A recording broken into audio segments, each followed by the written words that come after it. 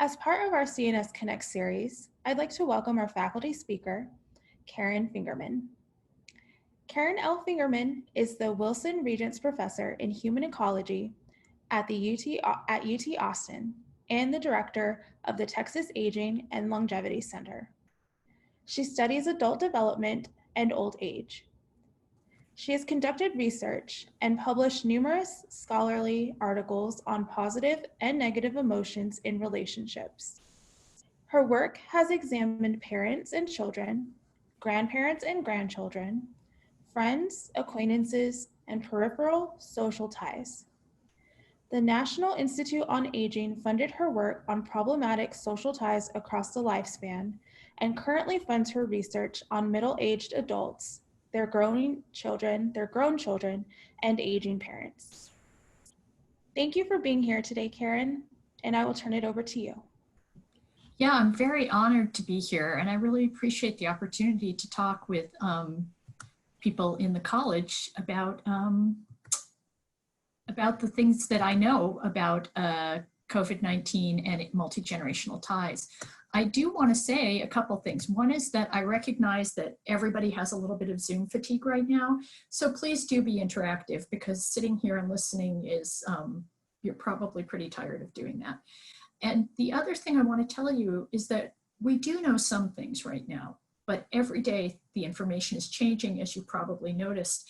And so I'm going to tell you my best information, and I'm going to take questions from you, but there may be places where we have to say, that's a great issue we should be looking at, and it may not be one where we actually know the answer.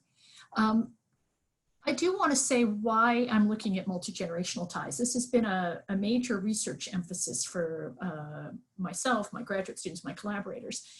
And in the modern world, this is one of the most important relationships that people have.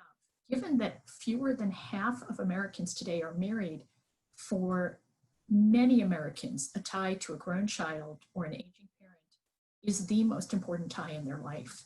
And so these ties have a huge impact on individual well-being, particularly during this COVID-19 outbreak, where the number of social contacts is greatly diminished.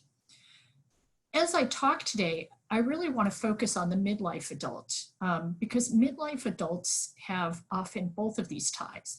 Now, we've heard them referred to as the sandwich generation at times, but that description is not wholly accurate. That's one metaphor.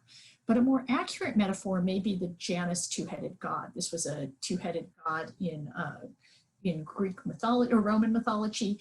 And the idea is that you're looking both ways at once, which is, I think, more accurate in that they're really trying to balance support and exchanges with generations above. And that might be even more clear during the COVID-19 crisis, where the needs of young adults and older parents are coming in both at once in very many different ways.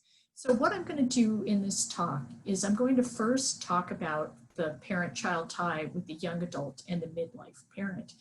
And then I'm going to turn to that midlife adult's experience with their aging parents. So let's talk a little bit about the young adults.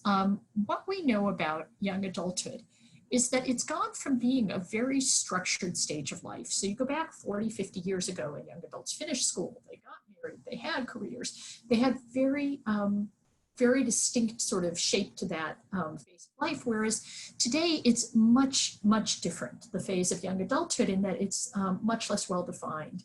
And young adults today face a variety of different challenges. So this is prior to going into the COVID-19 outbreak.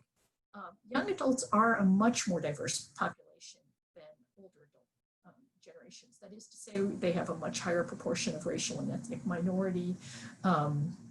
They are much more likely to be pursuing education and advanced education beyond high school, given many of the economic challenges that they were facing in terms of getting a good job. 50, 60 years ago, you could finish high school and get a job that had what we call a living wage. And that is not so much the case in the pre-COVID era. Young adults, their relationships have been very different too. They are much less likely to be married than older generations. The age of marriage has been going up very steadily. And they are more likely to have parents who are not married. And that may matter in the COVID-19 situation for midlife adults because the midlife adults may not be in the same household when the young adult needs to live in one of those households. I also wanted to point out the kinds of activities that young adults were doing prior to the COVID-19 outbreak. So we had, this is 18 to 30-year-olds. Vast majority of them had some kind of paid employment. 40% of them were in college or community college or some kind of school. I should mention that amongst those 18-year-olds, when Americans finish high school, the vast majority of them go into some form of education afterwards, not necessarily four-year colleges like UT, but rather ACC has a huge amount of enrollment after high school. And many of them, unfortunately, either don't finish or they do finish. And so when we're talking about our 24 to 30-year-olds, we have a much lower rate. So that 40% is really much higher in these 18 to 24-year-olds. But still, most of them are employed for pay. We have some percentage in the military. We have a percentage in prisons. And again, given what's happening in the world, we're all maybe should be aware or are aware that that is disproportionately African-American young men. And then we have a percentage that the Bureau of Labor has no response for and is considered, you could just say nothing, but the majority of those are either parents and they're perhaps living with their own parents, but they're parenting small children, or they have some kind of a disability or an illness or a drug addiction or something that precludes their participation in the work or world or school. So there's a percentage that had that going into COVID-19, and I just mentioned that. Well, when we look at ties between young adults and parents, this is an incredibly close tie for most people. What's going on there is over the past 25 to 30 years, the tie between the young adult and the parent has gotten much stronger, much more positive, much more exchanges of help, much more intimacy. And that's partly explained by that slow transition to adulthood. If you're not getting married, if you're not getting busy with a career, you have more time to be involved with your parents. It's also important to consider that parents have a lot to offer. So you have this midlife person with all this wisdom, and they're willing to share it with you. And they're completely invested in you. Nobody else is as invested, and nobody else has that kind of wisdom. So these incredibly close bonds. The midlife parents typically find it very rewarding. I mean, we all like to give advice, and now you've got the person you care most about wanting some of that advice, being there for you. So these are really important, very close ties, and they've become more so over the past 30 years when we look at data. Whereas people would maybe, when I was in college, I would call my parents once a week because long distance was very, very expensive, and we'd have one quick call. Now with cell phones, the young people and their parents can be in touch multiple times a day. But I do want to say, when we looked at data from the 1990s, even before cell phones were all over the place in America, we were seeing an uptick in contact. And so it's really been a cultural shift of young adults and their parents. Now, having had said that, there's also more opportunity to be irritated and annoyed with each other and frustrated. So we call this in the research field, they call it ambivalence, which is where you have positive and negative feelings. And that's also pretty high in the young adult parent relationship, which when you get young adults back at home could be an issue. And we'll take a look at that. Part of the reason that that could be an issue is that parents react very strongly to their grown children's problems. We've had a number of research studies that show that when the grown child has a variety of problems, a physical health problem, loss of a job, a divorce, victim of a crime, there's a number of these things. Any of these things in even affect the midlife parents so that they report poorer mood, they report poor psychological well-being, they report a great deal of worry. We have things we measure that are physiological stress that are related to inflammation and heart disease and things like that. And they have higher rates of all of that. And even if many of their children are doing well, they're only as happy as their least happy child. We have a paper that shows that as well, because we thought, well, maybe if one of your grown kids is doing well, but really parents are very affected by their children's life circumstances. And that can generate that ambivalence, the sadness, the worry, all of that, the frustration that you can't fix that problem. Now, where that comes in with COVID-19 is just to begin, let's look back. Already in 2018, the modal, or the most frequent living arrangement for 18 to 30-year-olds was with a parent.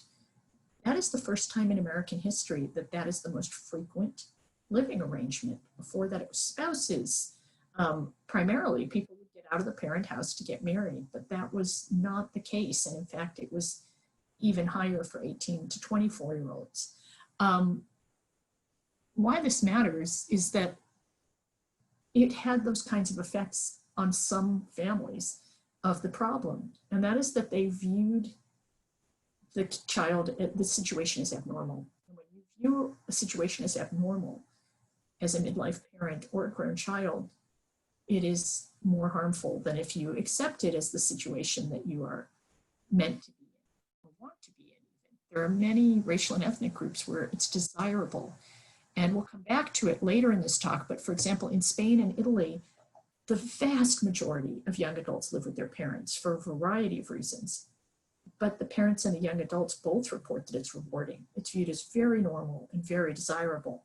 But in 2018, that was not consistently the case in the US, so that the co-residence could be seen as really disparaged, as this helicopter parenting. We had this image that the grown children were living in the basement and they'd already gotten their college degrees and they should be off on their own. And we had a number of pejorative beliefs, which actually were untrue. And I'll show you that too, but because the majority of these situations were immigrant, racial, and ethnic minority families where this is more valued, and also where economic opportunity is greatly constricted by racism and discrimination. So these were not so much those college graduates, though there were some that had that situation. They were very different circumstances, even going into COVID-19.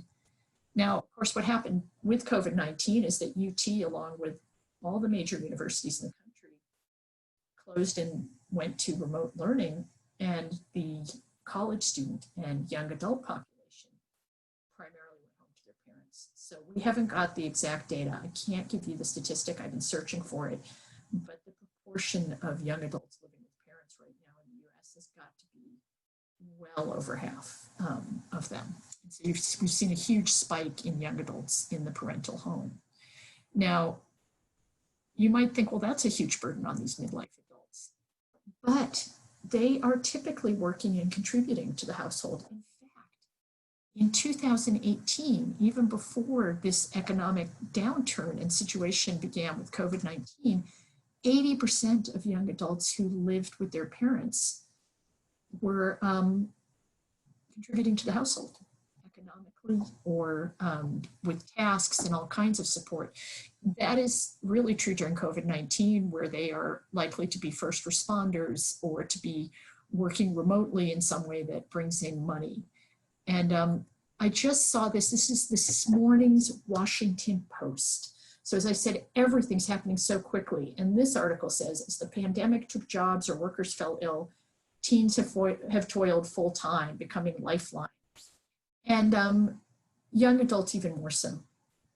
When I talk to my students in my research teams from UT, some of them are really, really carrying the burden at this point. And so, for example, we were having a group meeting on my research team, and one of the undergraduates said, oh, I've got to go. I'm going to have to take my shift.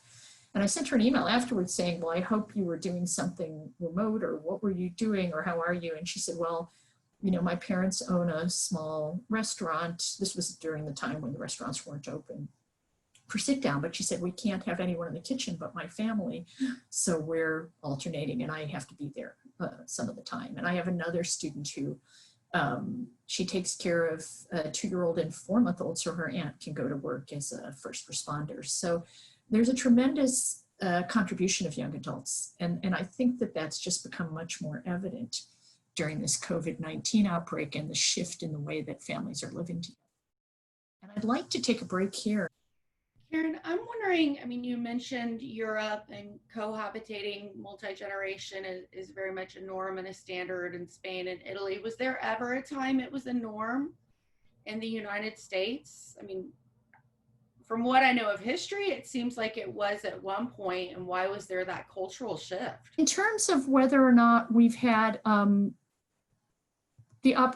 history in the US, so we have not had a history of consistent living with parents, although you would perhaps think we had.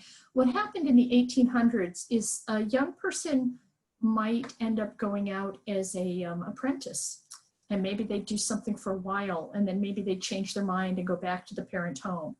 It wasn't common for young adults to live on their own at all, but they might marry.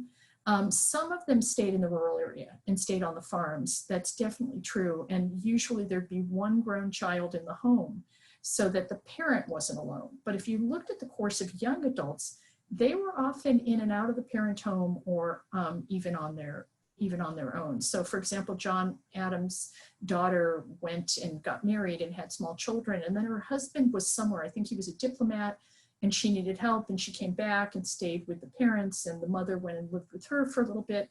So there was a lot of this back and forth that went on, even though in America we might have this idea that in history that people lived together. The one period where they did live at a very high rate was during World War II, particularly the young women and men were away. Are there some other questions? Yes, Karen, it looks like we have a question in the Q&A.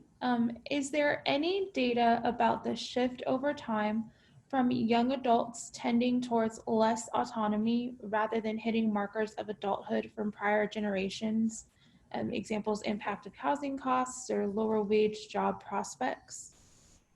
Yeah, I think all of those things are involved. I think the economic shift is definitely there. And I don't have the data, but I definitely have the impression, having been a professor for many years, is that just even the number of majors has increased so dramatically. And it matters what you major in, because used to be, you got a college degree, you get a great job, but now you really have to get that degree in the thing that you want to do, and figuring all of that out, even with good advising. The advisor doesn't know you the way your parents do over the years, and what you're going to want and what the family needs you to do and all of that. So the decisions, the world is so much more complicated than it was 40 years ago. It's a much more complicated world economically and in terms of decision making as well.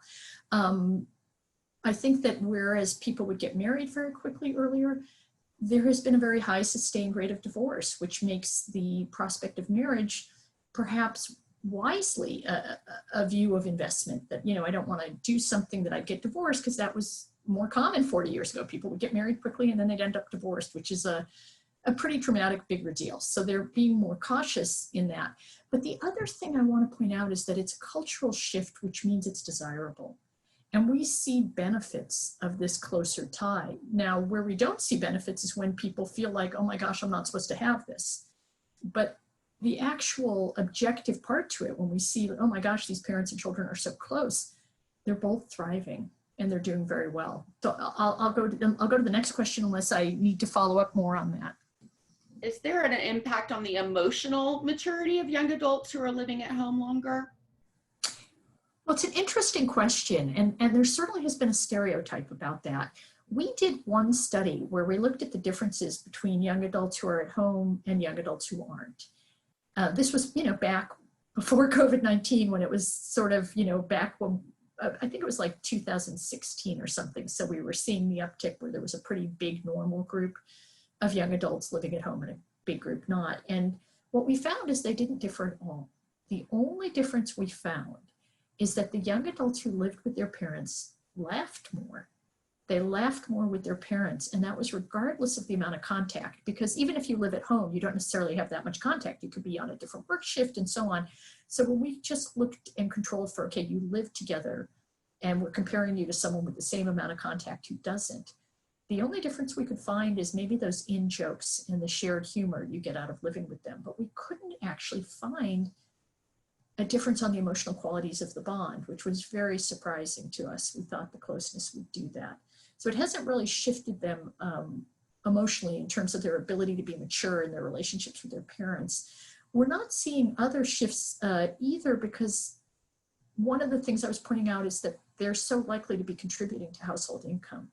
So they're not actually diminished in their dependency. They're really, in some ways right now under COVID-19, I think we're seeing a tremendous uptick in maturity that these young adults are stepping in to really take over and support their families. So I think that's been our stereotype, or our belief, that it would be overdependence and difficulty being mature, but I think it's just a different way of being mature. It's being mature in connection to parents. Okay, so what about the late life parents? Let's talk about this for a few minutes. Okay, I've talked about the idea that the young adults move back in, but I didn't talk about the idea of 3-generation households, which are also very common. So it's not just that midlife adult, but the midlife adult and their aging parents who were in the household. And prior to COVID-19, there were 64 million Americans living in 3-generation households. That means 1 in 5 Americans was living in this household arrangement. Now, the reason this becomes important during COVID-19 is this slide here, which again is coming, I think it came out about 4 weeks ago when the pandemic was much more common in Spain, and it says, social scientists are debating a contentious theory that may help explain why the coronavirus appears to be more deadly in Italy and Spain. So at that time, Italy had the huge spike in COVID-19 and really far beyond any other country. We have since then seen it in France and Great Britain that don't have these high rates of co-residence. But the question was being raised, what is the effect that you're living with young adults? And particularly given that those young adults may be out as first responders in working in the construction or in the stores and at a much higher exposure rate. So these multi-generational households matter. They're a great source of support for the older adults, but there may be an increased risk. And here's one place where I don't know. I'm just posing what's been out there. There's, and for us to know that that's a very common pattern right now. Women over age 75, 40% of them live alone. So a huge percentage of them are alone. And that's where I think we've been giving a lot of attention, is this isolation. These poor people, older adults are all alone. That's been a stereotype. And that's one reason I wanted you to see the multi-generational households, is that not all older adults are alone right now. And many of them are embedded in families, which is both a pro and a con. For the living alone over age 75, the stereotype that they're completely isolated may not be true, because first of all, they have a lot of young midlife adult children. Disproportionately, today's older adults were fertile. They had children. So most of them, the vast majority of them, have grown children whom they can at least be in touch with during this outbreak. So living alone does not necessarily mean that you're frail or feeling unhappy or things like that. And so keeping that in mind in terms of who has needs, many of these women have connections. And the other thing is that they're used to being alone. They live alone. They're widowed, they're divorced and not remarried. They've been alone a long time, or have developed skills for being alone, or they've thought about it. Even newer widows have thought about being alone in ways that the young adults who are living alone haven't. So if you're 30 and you're alone, it may be much more distressing than if you're 75 and you have these grown children and you have a community you've built up because you're alone and you know how to sort of keep in touch with them. So those are a couple of groups already of older adults that may not fit what we think of when we think about older adults during the COVID-19 crisis. We do need to consider caregiving. 22% of midlife adults are involved in a situation where they're caring for an aging parent. So 1 in 5 midlife adults came into this crisis with a parent they were caring for, either personally, by either going over, the multi-generational households they were caring right there. But there were still a large percentage that the parent was in their own home but needed the caregiving, and this midlife adult was going over, was taking care of them. Or even the percentage, which is much smaller, but they live apart and they live in another city. And now they're having to deal with this during a crisis where they cannot go in person. and it's not easy to get in-person services either for their aging relative. Now, there are two aspects of caregiving that we differentiate between, and one is the objective circumstances. So you have to check your parents' blood pressure, or you have to help them bathe, or you have to do something that is physically demanding or mentally demanding. And that has always been part of what makes caregiving challenging. But the other part is this, what we call subjective burden. And so you feel overwhelmed, not just because you have to do those things for the parent, but because you have to do them while you're living the rest of your life. And with COVID-19, that has increased dramatically. Now, in my slide, I have a little kid pulling on the mom's arm, but it's disproportionately young adults. By the time your parent gets old enough to need really that kind of caregiving where they've declined, most of the time there's a young adult. And it may be that the family is juggling competing tasks. And so I already mentioned my student who's taking care of a 2-year-old and a 4-month-old, but they also have a grandmother. And so everybody's balancing going to work, caring for grandma, having small children, etc. And so those are the things that make aspects of caregiving challenging. I'm going to say more about caregiving, but I'd like to stop here for a moment and see if people have comments or questions.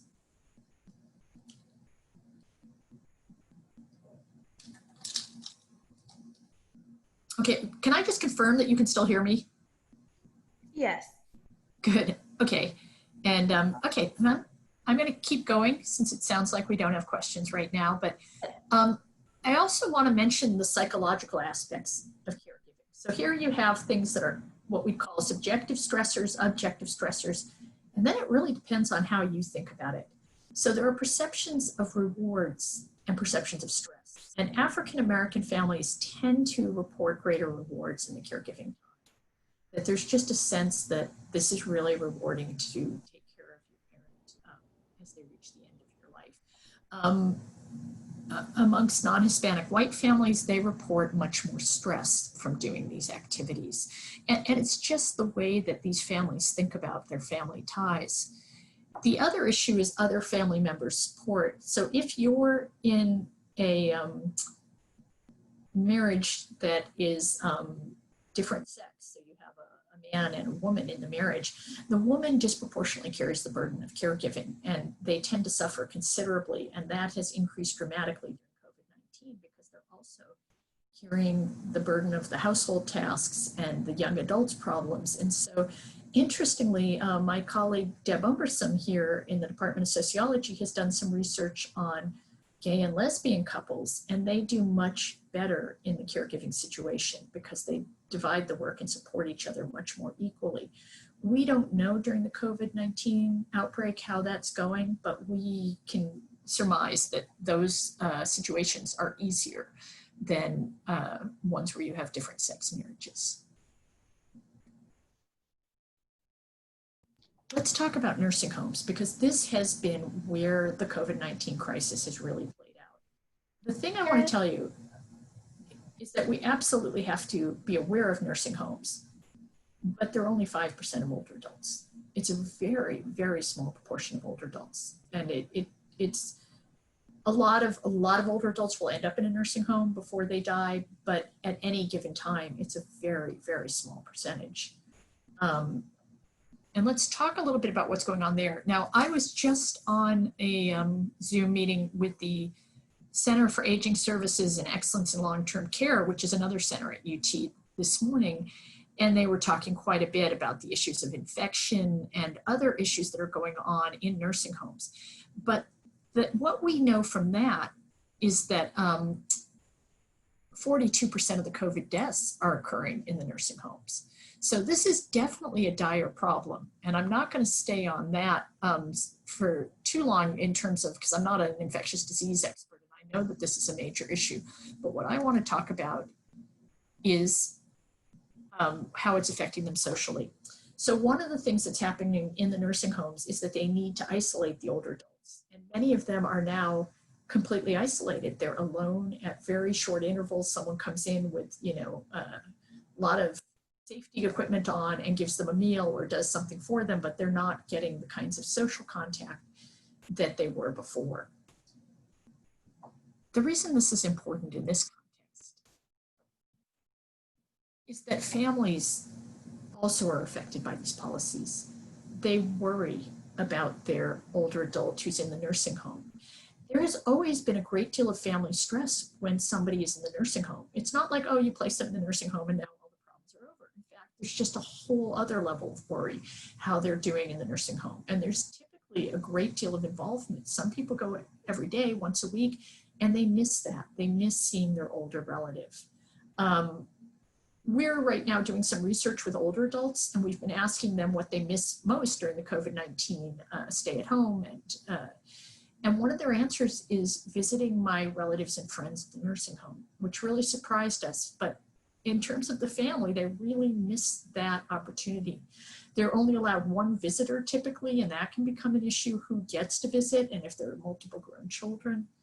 Older relatives also often suffer confusion, and that's part of their experience in the nursing home. So it can be very confusing if you go with a mask on.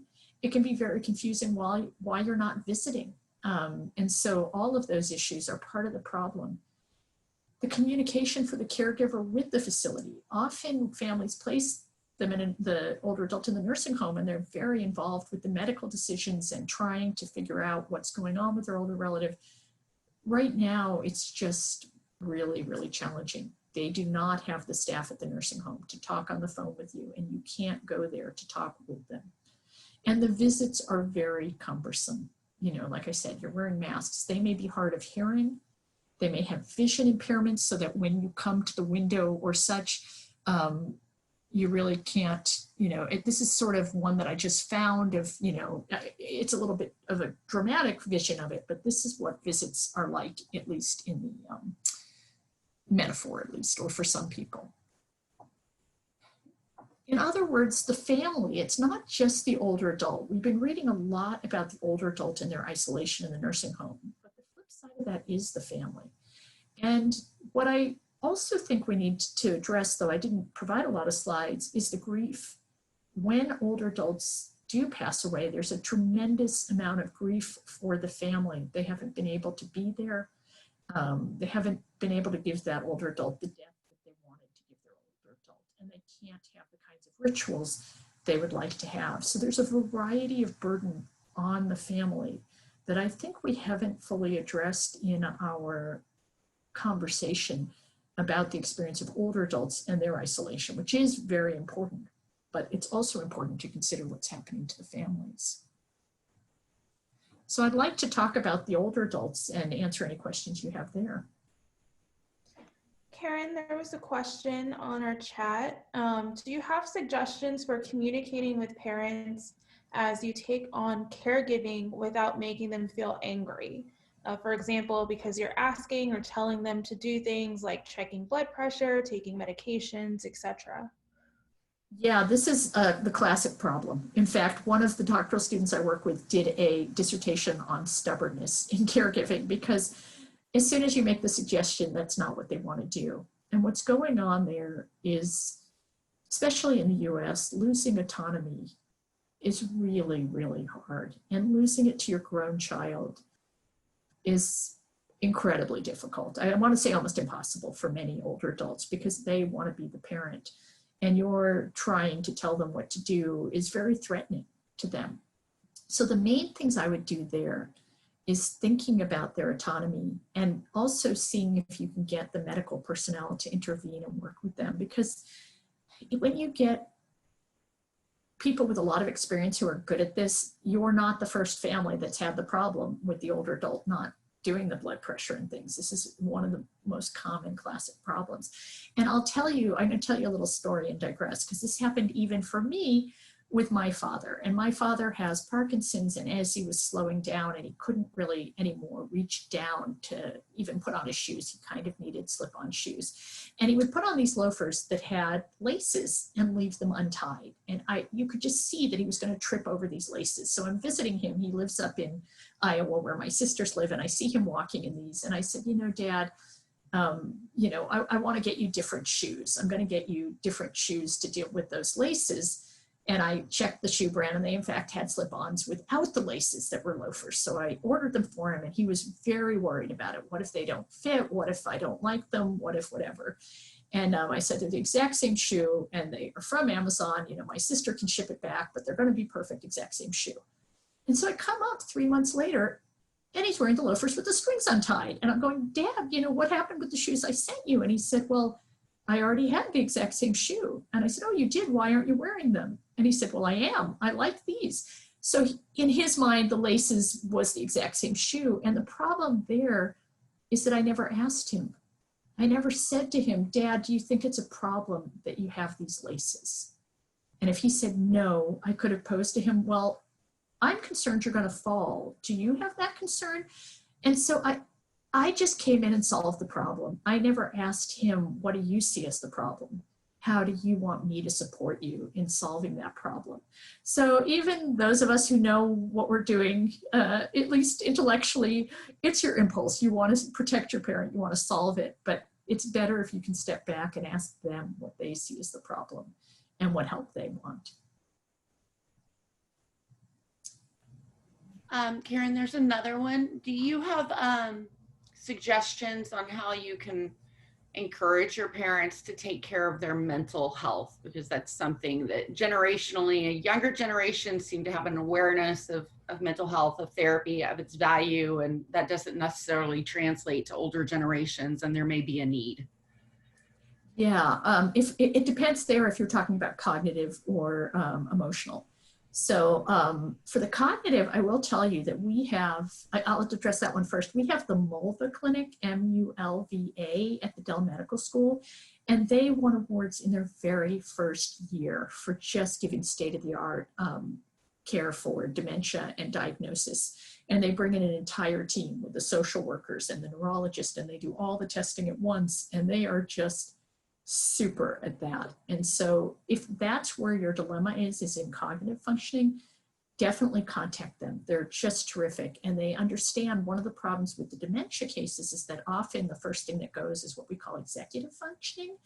And that's the ability to judge that you have the cognitive problems. So part of your problem is that you can't judge that you have cognitive problems, but Mulva Clinic is just terrific. They can help with that. In terms of if the parent is depressed, for example, that is a complicated situation. Now, what we know is that therapy is very effective, and actually many older adults will use therapy, even though there's sort of a belief that older adults won't, that having them identify, again, asking them what they want and what they see as the problems, because, you know, you can't get people to change in therapy unless they want to change. There's this joke, how many therapists does it take to change a light bulb? None. It has to want to change. And so there is that element of them wanting to, but assuming they do, offering to help them find someone and asking what some of the barriers are and saying, you know it can be kind of hard. Do you want me to find someone who can work with you? And I think it's Psychology Today has a website, or American Psychological Association, where you can put in your zip code, you can put in what you're looking for, and you can sort of filter down. And you may need to call some of them, find out who has openings. You can offer that. You can offer, do you want me to help you file for insurance? Do you need someone to drive you? But I do think the first step on emotional well-being really is that desire to change. And maybe talking openly about these things may help. The other thing is that peer intervention is often really the way to go. Another older adult saying to them, hey, you seem really different from the way you usually are, and I'm concerned. Do you think you might want to do this? Can be much more helpful than you as a midlife adult doing it. Here's another one. Do you have suggestions for outlets, resources, activities for older parents who, now they can't go to church, they can't meet with their garden club, they're literally trapped in the home? Yeah, and this is the big dilemma right now. We do on the Texas Aging and Longevity Center website, another one of the centers in aging. We have like a network of centers on aging, and Florida State put together the instructions for using Zoom that they tested on people who have the very earliest stages of dementia, and they could use it. So up to that stage, we call it mild cognitive impairment, there are usable instructions for Zoom, and particularly if you're on the phone walking through it. We've thought about just mailing a device with that on it to some of the older adults we know. But there are also resources right here in Austin to help get them on technologies. We have a number of great scholars at the School of Nursing, School of Information, and School of Social Work who have been doing this for 5-10 years, training older adults who have never used technology to use it. And they are really eager to do that right now and be helpful. So if, you know, even if the older adult is saying, well, it's too scary, I can't use technology, sometimes you can convince them by saying, well, you know, there are these students at UT who would just really appreciate it if you'd give it a try. And often the ability to give to other people will motivate older adults. So that's one possibility, because once you can jump over that barrier, the churches are using Zoom. I've even heard about, I can't remember which agency is doing virtual lunches and doing, you know, bingo online, so that there are some of these activities, but there is a threshold for technology. There's also a group called Big and Mini, and they are a group of UT students who have organized just this amazing intergenerational program where they have young adults and older adults. And the idea there, again, older adults do not like to feel needy. They like to feel like they're contributing. And so the idea there is that the older adults are mentors for the young adults who are maybe a little lonely or want to have some contact. And they are doing some of that by phone. And that's one thing I keep telling people is older adults use technology. They use phones. If you don't use the phone, you're not using the right technology. So we don't always have to put the burden on the older adult. 100% of older adults use phones. Well, I really, really appreciate all of the time that you took to be here, your great questions, your interest. And I just want to finish up by saying how wonderful intergenerational ties are, that you find a heart that will love you at your worst and arms that will hold you at your weakest. And that is really the parent-child tie. So I should mention that I've had funding from the National Institute on Aging. And again, thank you so much for being here.